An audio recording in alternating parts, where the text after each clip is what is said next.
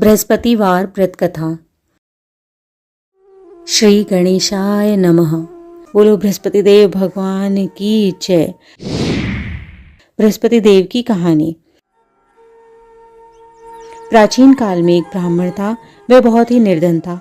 उसके कोई संतान नहीं थी। वह नित्य प्रति मंदिर में जाता, परंतु उसकी स्त्री बहुत मलिनता से रहती थी। वह न तो स्नान करती, न किसी देवता का पूजन करती थी। प्रातःकाल उठते ही सर्वप्रथम भोजन करती, बाद में अन्य कोई कार्य करती थी। इससे ब्राह्मण देवता बड़े दुखी थे। बेचारे बहुत कुछ कहते, परंतु उसका कोई परिणाम न निकला।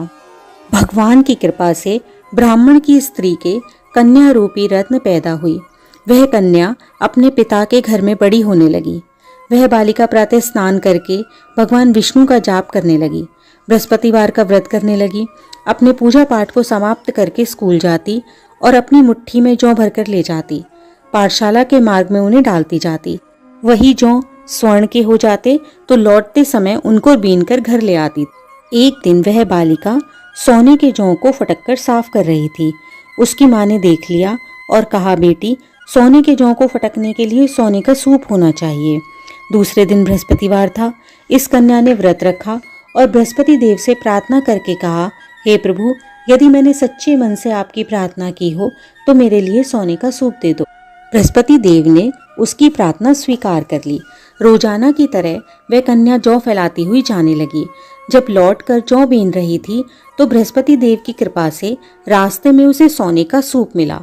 वह उसे घर ले आई और उससे जौ साफ करने लगी, परंतु उसकी माँ का वही ढंग रहा। एक दिन की बात है, वह कन्या सोने के सूप से जौ साफ कर रही थी। उस समय उस शहर का राजपुत्र वहां से होकर निकला। उस कन्या के रूप और कार्य को देखकर वह उस पर मोहित हो गया। अपने घर जाकर भोजन और जल त्याग कर उदास लेट गया। राजा को जब इस बात का पता लगा तो अपने मंत्री के साथ अपने पुत्र के पास आए और बोले, बेटा, तुम्हें किस प्रकार का कष्ट है? क्या किसी ने तुम्हारा अपमान किया है अथवा अन्य कोई कारण है?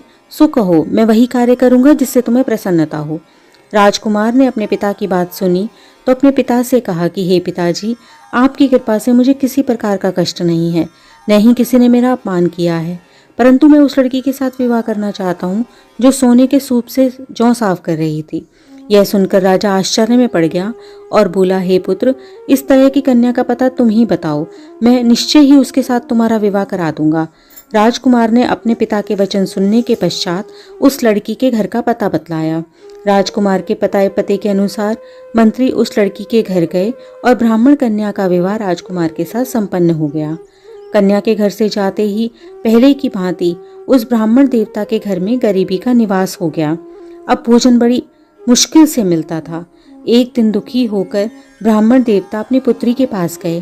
बेटी ने पिता को दुखी देखकर अपनी माँ का हाल पूछा। तब ब्राह्मण देवता ने सभी हाल कह सुनाया। कन्या ने बहुत सा धन देकर अपने पिता को विदा किया। इस प्रकार ब्राह्मण का कुछ समय सुखपूर्वक व्यतीत हुआ। कुछ दिन बाद फिर वही हाल हो गया। ब्राह्मण फिर अपनी कन्या के यहाँ पहुंचे और सभी हाल कहा तो लड़की बोली, हे पिताजी, आप माता जी को यहाँ ले आइए, मैं उन्हें विधि बतला दूंगी जिससे कि गरीबी दूर हो जाती है।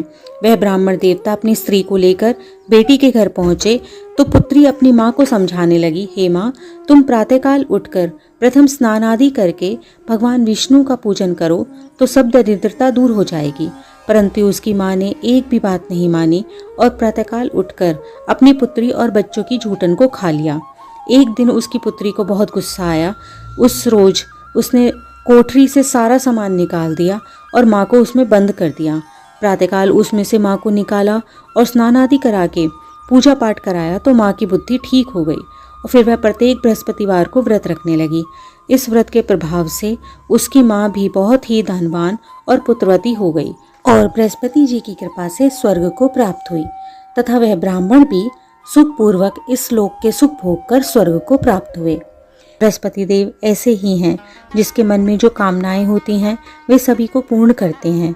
जो सद्भावना पूर्वक बृहस्पति देव जी का व्रत करता है, कथा पढ़ता है, सुनता है और दूसरों को सुनाता है, बृहस्पति देव उसकी सभी मनोकामनाओं को पूर्ण करते हैं।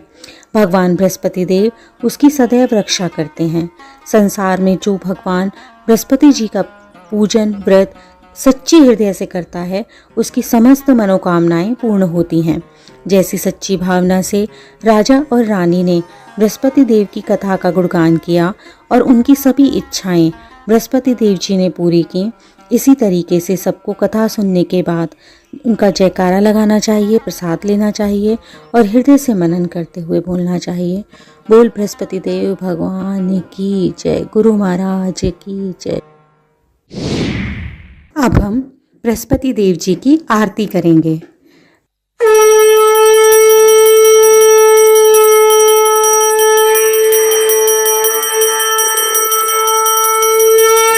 जय बृहस्पति देवा, ओम जय बृहस्पति देवा, छिन छिन भोग लगाऊं कदली फल मेवा, ओम जय बृहस्पति देवा। तुम पूरन परमात्म तुम अंतर्यामी, जगत पिता जगदीश्वर तुम सबके स्वामी, ओम जय बृहस्पति देवा। चरणामत निज निर्मल सब पातक हरता, सकल मनोरथ दायक कृपा करो भरता, ओम जय बृहस्पति देवा। तन मन धन अर्पण कर जो जन शरण पड़े, प्रभु प्रकट तब होकर आकर द्वार खड़े, ओम जय बृहस्पति देवा। दीन दयाल दयानिधि भक्तन हितकारी, पाप दोष सब हरता भवबंधन हारी, ओम जय बृहस्पति देवा। जो कोई आरती आप प्रेम सहित गावे, ज्येष्ठानंद आनंद कर सो निश्चय पावे, ओम जय बृहस्पति देवा।